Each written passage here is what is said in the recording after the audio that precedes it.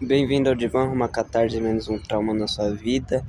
Ontem eu reagi a um assalto. Calma aí, eu já vou explicar o contexto, pera aí. Eu saí do lugar onde eu tava e fui pra um lugar que tem um balanço. Aqui é um parque, então tem mais balanço do que os que eu tinha lá. Tá, voltando. Esses dias eu venho pra esse parque diariamente, igual eu fazia no outro. Aí eu comecei a. Eu gravei um vídeo num lugar específico. E não foi esse dia do assalto, do suposto assalto, né? Só que, tipo assim, eu tava me gravando no exato mesmo local que aconteceu o. Tipo assim, foi e não foi ao mesmo tempo, já que eu tô com meu celular aqui, né? Chegou um moleque, eu tava, sei lá, tava de fone, tava com meu livro. E eu saí e fui no mesmo lugar onde eu supostamente ia ser assaltado. E eu vim com o livro de novo. Livro parece que é tipo assim, os caras veem, ele é otário, ele provavelmente vai ficar amedrontado, porque o universo dele é palavras. Eles não vão pensar assim, né, profundamente. Porque são, sei lá, animais. Isso é a coisa mais escrota. Os caras não têm consciência de classe. Tá, foda-se. Voltando. Aí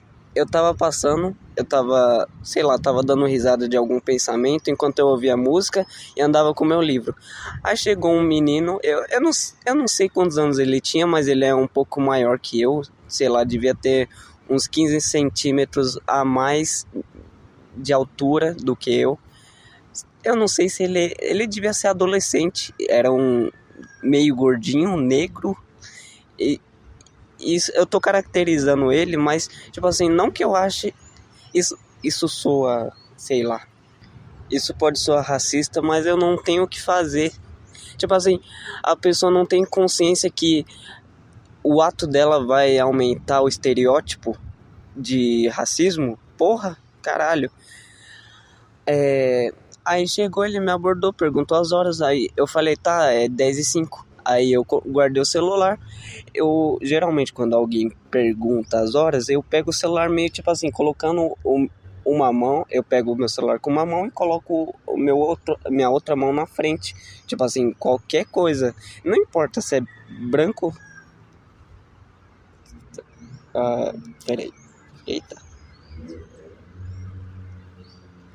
Ou se a pessoa é negra, eu parei porque tava correndo tem um lugar onde as pessoas podem correr e andar, e é uma faixa de bike de pessoas.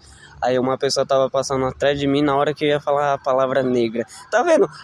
A pessoa fica com medo de falar qualquer coisa, cara. Acabou de passar a polícia ali. Ai, maravilha. Aí, tipo assim, tá. Aqui que aconteceu, ele me abordou, falou as horas, aí ele falou, de onde você vem? Aí eu já tava começando a ficar meio puto, tipo, caralho, cara, sai de perto de mim, porra. Aí, meio puto inconscientemente.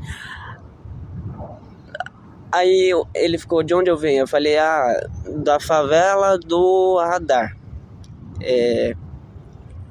Só que eu falei, na verdade é que eu tô visitando minha mãe e eu moro em Guarulhos. Aí ele falou, sei lá, eu moro na Alba, é um lugar perigoso, alguma coisa assim. Aí ele falou, você vai logo tomar um tiro na cara. Aí eu fiquei tipo assim, não tinha uma correlação na palavra e na interação, tá ligado? Tipo assim, por que eu ia tomar um tiro na cara? Do nada. Eu acho que ele ficou puto porque eu tava... Tinha uns meninos passando, ele tava passando, não sei o que passa na cabeça desse tipo de pessoa. Aí eu olhei pro canto, eu dei uma risada. Aí eu acho que ele achou que era com ele. Não sei se ele achou que era com ele. Porque eu rio do nada, eu sou esquizo, eu sou autista, sei lá, que se foda. Aí ele falou isso de tomar um tiro na cara, aí eu, por quê? Aí ele falou, Não lembro o que ele falou. Ele falou, você vai logo tomar um tiro na cara. Aí eu não sei se eu perguntei por quê. Aí ele falou que era um assalto e que eu tinha que passar o celular. Aí na hora deu aquele congelamento, aquele medo mesmo. E ele ficou tipo assim, colocando a mão no bolso pra fingir que tava armado. Aí eu perguntei, tá, por quê? E eu fiquei perguntando, filosofando no meio do assalto. Aí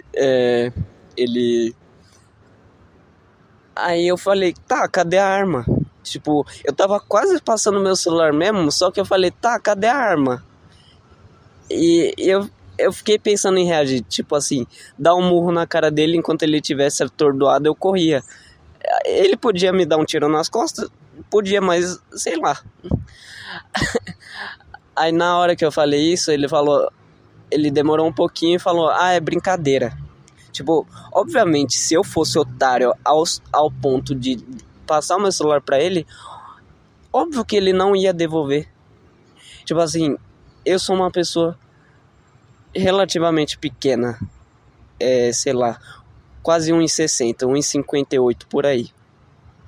Então as pessoas me veem como alguém fragilizado. E ainda mais essa porra do livro deu uma perspectiva que eu sou uma pessoa vulnerável. Eu fiquei pensando em dar um murro na cara dele e sair correndo. Só que depois o meu pensamento ficou mais agressivo depois quando eu voltei pra casa e fiquei refletindo sobre a situação. Fiquei pensando, caralho, a vontade de matar um sujeito desse, tipo assim, só que ninguém ia ver com bons olhos. O pessoal ia falar, puta, o cara é racista, matou o negro. E eu também ia ficar com peso na consciência do caralho. Tipo assim, mesmo que a pessoa seja filha da puta comigo, eu não gosto de ser filha da puta de volta. Aí eu tava, sei lá, o que aconteceu? Aí eu passei e fui e continuei lendo meu livro. Isso aumenta o estereótipo racista e de associar uma pessoa a um crime. Eu sei que é uma merda e, tipo assim, no mesmo dia eu tava voltando com a minha mãe falando bem da cultura africana e eu tava falando, caralho, eu amo a cultura negra. E acontece isso, simplesmente. Só que o lado bom é que eu consegui manter o controle e sei lá, reverter a situação.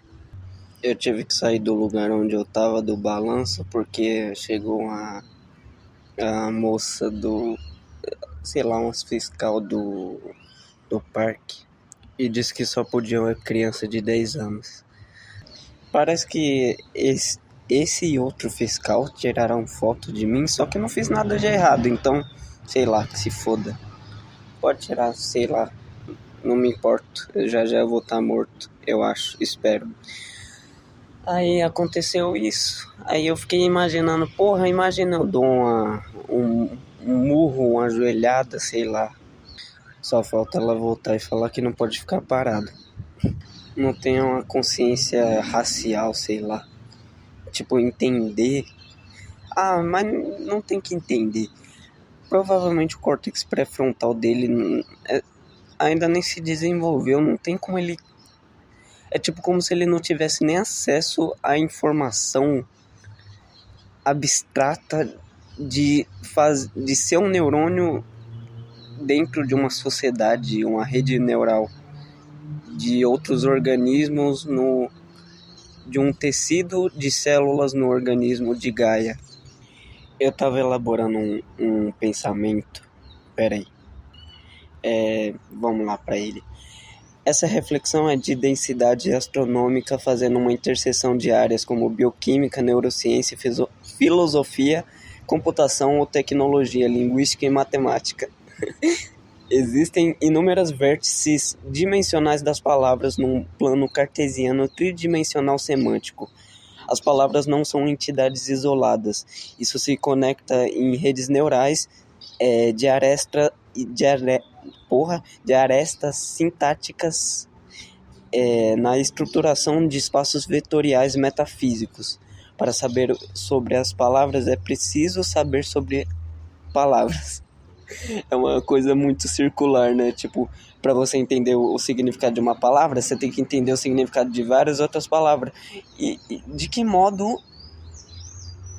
passou de uma coisa para outra? Tipo, quando que eu passei a entender palavras para poder entender palavras? E se eu não entendo palavras, eu preciso ir no dicionário e pegar outras palavras que eu consiga entender para entender a outra palavra. Então eu acesso um significado através de outros significados. Se eu desejo saber o que significa o rei mandou no súdito, preciso identificar o que significa rei, súdito e mandou, estabelecer a relação entre a sentença, o sujeito, o objeto e o predicado, o emissor do imperativo, o receptor desse imperativo, o conectivo / preposição. Agora entender nessa elaboração desse raciocínio que há um processo circular de pensar nas palavras, que é um meio onde eu posso manifestar meu pensamento, onde eu posso articular a sua corporificação nas palavras, ou seja, transformar abstrações mentais em expressões verbais tangíveis, onde há um processo contínuo de construção e desconstrução de significado. Falar é uma habilidade competente herdada epigeneticamente, se considerar que sem o meio necessário que ativa a fala, em algumas pessoas criadas longe de civilizações, esses genes não são ativados. Eita, ai meu Deus do céu. Esqueci de dizer que essa parte que eu falei epigeneticamente e que não são ativados estava entre parênteses. Então é como se tivesse não importado para a locução central. Ou seja, continuando a frase sem falar essa parte. Falar é uma habilidade competente herdada por necessidade evolutiva e social, neurolinguística, entre parênteses, área de Broca e de Wernicke, ou Wernicke, sei lá, não sei como pronuncia. Só pode ser feita pela morfologia do corpo, do trato vocal e do sistema nervoso central, por ter genes como o FOXP2, que permite... Oxi! Porra de bicho, mano. Matei ele. Que permite que isso aconteça. A síntese de proteínas é o processo onde o DNA é transcrito em RNA mensageiro e traduzido em proteínas através... Porra, de novo, cara. Em proteínas através da ligação de aminoácidos, regulando por mecanismos epigenéticos como a metilação. A metilação, ela é basicamente, se eu me lembro, ela regula a expressão de genes. Eu li faz pouco tempo sobre isso, então provavelmente está correto. Ela lida com as expressões dos genes e tipo assim, tem uma hora que acontece a síntese de proteína. Tipo assim, o RNA mensageiro está lendo os nucleotídeos e... deixa eu ver se eu me lembro. Tipo assim, tem uma hora que tá acontecendo a estona, né? Tipo, tá prendendo ou soltando os genes para eles se expressarem ou não. Lembrando que eu não sou um acadêmico da forma formal, ou seja, eu nunca me formei em uma faculdade. Então, sei lá, se eu tiver incorreto em alguma informação é porque eu não fiz faculdade, mas provavelmente deve estar correto ou parcialmente correto. Meu Deus do céu. Tá, deixa eu tentar continuar a leitura. Mas ao mesmo tempo, meu celular consegue simular, através do ChatGPT, o fenômeno da fala. Ele usa a energia da bateria para alimentar os componentes eletrônicos responsáveis pela geração e reprodução do som, como os alto-falantes, que são dispositivos eletrônicos que convertem sinais elétricos em ondas sonoras audíveis. Eles emitem sons, enquanto o que eu observo na tela são apenas sequências de zeros e uns. Tudo a partir de bases matemáticas. Será que meu cérebro também possui algoritmos e partes computáveis? Se as células dentro do meu corpo não agissem de modo tão mecânico e não apenas seguissem instruções genéticas precisas e do nada pudessem deliberar, tentando simular o livre-arbítrio, isso geraria uma perturbação no equilíbrio eletroquímico e homeostático, gerando uma neoplasia. Até tentar ter livre-arbítrio ou simulá-lo num universo determinístico também é determinado, pois estaria enraizado em causas pré-existentes condicionantes. É tipo assim, as minhas células agem de modo puramente mecânico, mas eu, como sujeito cognoscente, eu consigo deliberar e pelo menos sentir que eu tenho controle de alguma coisa e que eu tô fora desse mecanicismo sei lá. Agora é a última estrofe, a última parte do meu argumento, suposto argumento, né? Quando máquinas sem consciência se comunicam com homens com consciência, significa que algo sem significado, entre aspas, consegue gerar significado sem saber que significa nada, sem estabelecer nenhum significado intrínseco. Elas podem fazer a reprodução massiva de dados e realizam a metilação robótica, entre aspas. Ou seja, regula a expressão entre parênteses, ativação ou desativação dos algoritmos das cybercélulas inorgânicas sem alterar a sequência subjacente de elementos da realidade, como o hardware ou software, seu código-fonte, ou seja, sem alterar o seu código-fonte, silenciando ou ativando algoritmos conforme a necessidade, controle ou regulação de variáveis ou dados de entrada a serem utilizados, assim como as células ajustam sua função através de modificações epigenéticas sem alterar o genoma, mas alteram o epigenoma.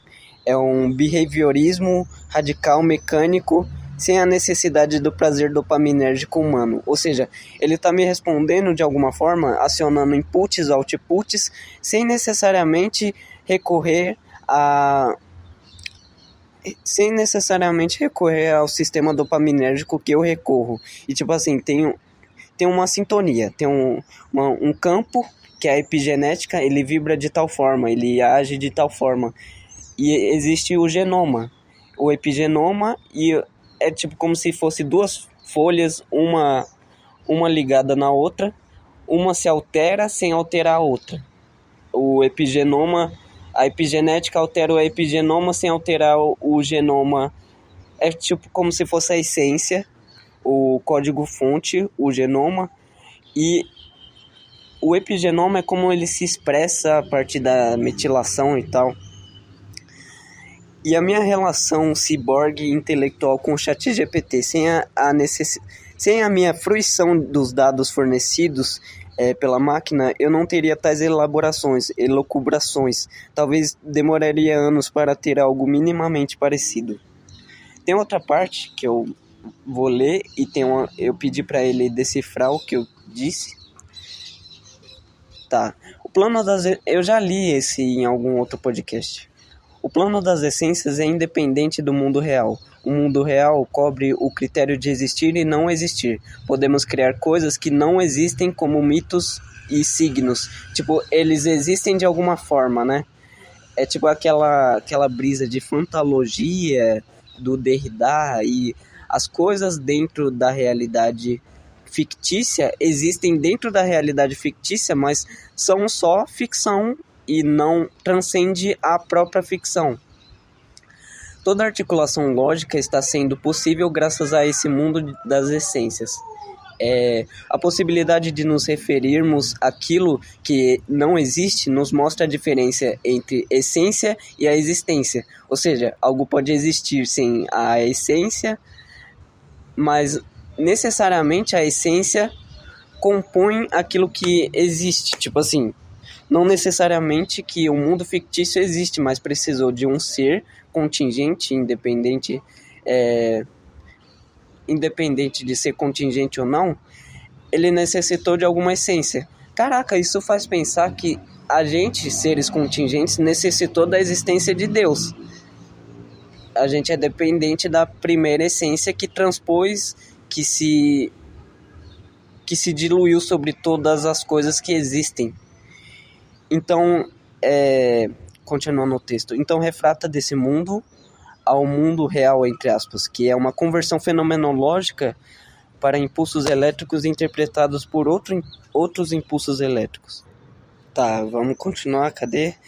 Esse significado é independente de qualquer mente que a pense, ou seja, eu estou falando uma postura realista.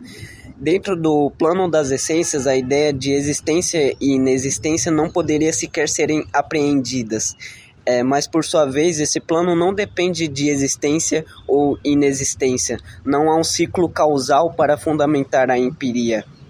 Nesse sentido, esse mundo das essências fundamenta esse mundo, mas não há um ciclo causal dentro dele que fundamenta a empiria.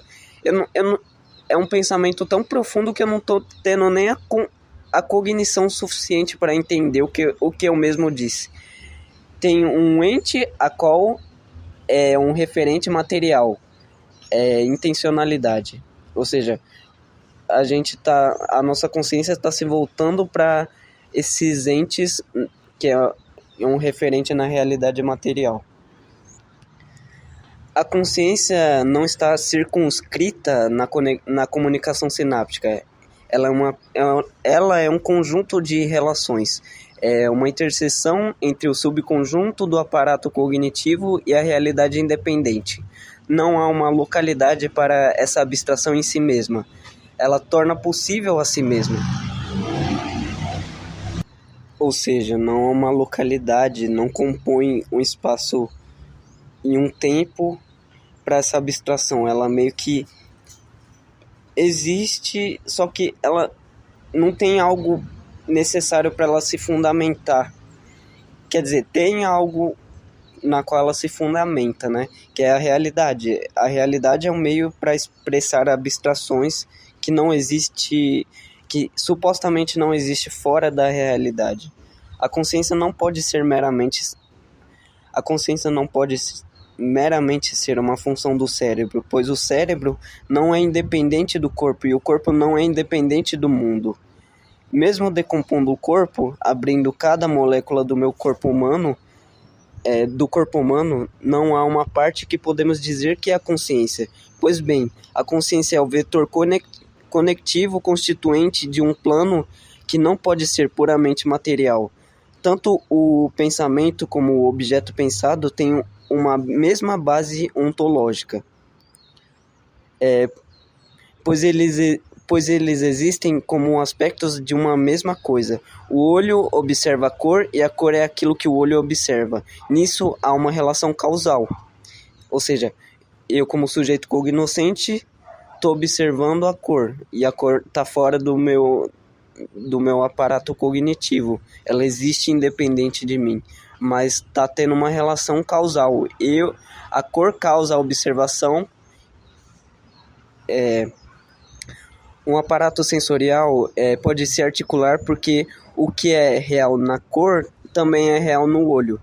A estrutura ontológica do objeto visto tem que se assimilar ontologicamente ao órgão que é capaz de observar. Ou seja, há um conteúdo visto e um conteúdo que observa. Não podemos dissociar um do outro, já que ambos se complementam. Nesse sentido, gostar de algo é harmonizar estruturas, mas parece algo a priori. No caso, este conceito. Algo a priori, tipo as estruturas. Tem uma estrutura fora do meu aparato sensório cognitivo que observa a estrutura. E quando eu observo é porque eu estou conseguindo harmonizar tanto a estrutura, as variáveis que existem dentro do meu cérebro e da minha estrutura molecular, como da estrutura molecular fora de mim. Então, esse harmonizar de estruturas. Quando alguém fica daltônico ou quando alguém fica esquizofrênico, observa coisas que não existem. Tem um termo específico para alguém que não consegue visualizar algo que está na sua frente, é um sintoma neuropsiquiátrico que faz a pessoa não conseguir observar algo. Ou seja, ele não está sintonizando mais com o objeto. É chamado de, sei lá, agnosia ou negligência espacial ou alguma coisa assim. Isso geralmente dá em pessoa que teve AVC, ou seja, uma veia no cérebro dela rompeu. Tá, e causa isso. Tem pessoas que nascem com a fantasia, né? Que tipo, elas não conseguem imaginar, elas não conseguem visualizar coisas dentro da mente dela. E tipo, quando um membro da família dela morre, ela não lembra mais do rosto se não for por fotos. Tem vários estudos sobre isso. Tem, sei lá, aquele que deu um problema no corpo caloso e a pessoa não conseguia mais enxergar. Tipo assim, ela mostrava um desenho de um carro e a pessoa conseguia desenhar fechando um lado o olho esquerdo ou direito, mas ela não conseguia dizer como que ela estava vendo aquilo. Também tem um negócio da cegueira psicológica, psicogênica. Agora eu vou ler a reflexão que o ChatGPT teve com esse texto que eu acabei de ler. A sua reflexão sobre o plano das essências e sua relação com o mundo real é uma exploração filosófica profunda que toca em conceitos de ontologia, fenomenologia e a natureza da consciência. Vamos expandir essas ideias para oferecer uma visão mais robusta.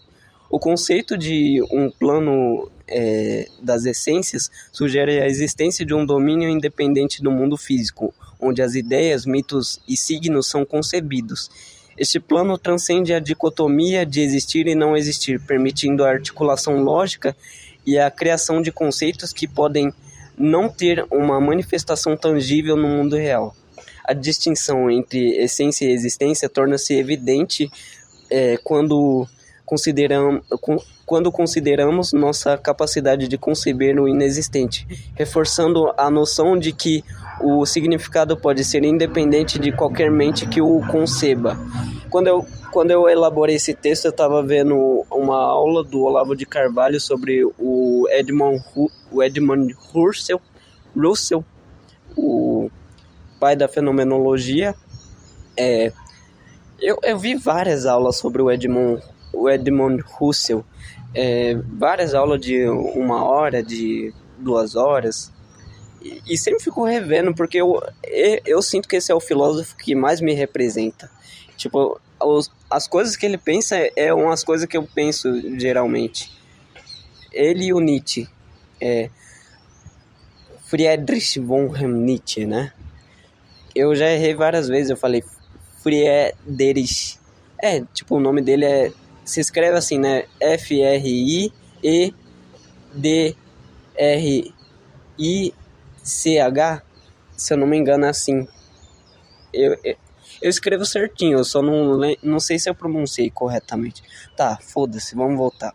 Quando falamos da conversão fenomenológica das essências para o mundo real, estamos nos referindo à forma como essas ideias se traduzem em impulsos elétricos no cérebro, que por sua vez são interpretados como experiências conscientes. Essa tradução sugere que, embora a essência possa ser independente, a percepção e a experiência delas estão enraizadas na realidade material, mas não se limitam a ela. A questão da consciência é ainda mais complexa. A consciência pode ser vista como uma interseção entre o aparato cognitivo e a realidade externa, mas não está confinada à comunicação sináptica. Isso sugere que a consciência é mais do que uma soma das suas partes biológicas. Ela é um fenômeno que emerge da interação entre o corpo, o cérebro e o mundo. A consciência não pode ser localizada em uma parte específica do cérebro ou do corpo, pois ela é um fenômeno emergente que transcende a materialidade pura. A relação entre pensamento e objeto pensado, ou entre observador e observado, sugere uma base ontológica comum. A percepção visível, por exemplo, depende de uma relação causal onde a estrutura ontológica do objeto deve se refletir na capacidade do órgão sensorial que o percebe. Isso implica que a realidade percebida e o aparato sensorial compartilham uma conexão fundamental, uma harmonia estrutural que permite a percepção. Gostar de algo pode ser entendido como harmonização dessas estruturas ontológicas. onde há uma ressonância entre o sujeito e o objeto que transcende a mera percepção sensorial. Este conceito parece ter uma qualidade a priorística, sugerindo que existem predisposições estruturais que facilitam essa harmonia. Em resumo, sua reflexão sugere que tanto o plano das essências quanto a consciência são fenômenos que, embora interajam com o mundo material, não são confinados por ele. Eles representam interações complexas entre o significado, percepção e realidade, que sustentam nossa compreensão do mundo e de nós mesmos. Tá, pronto, acabou.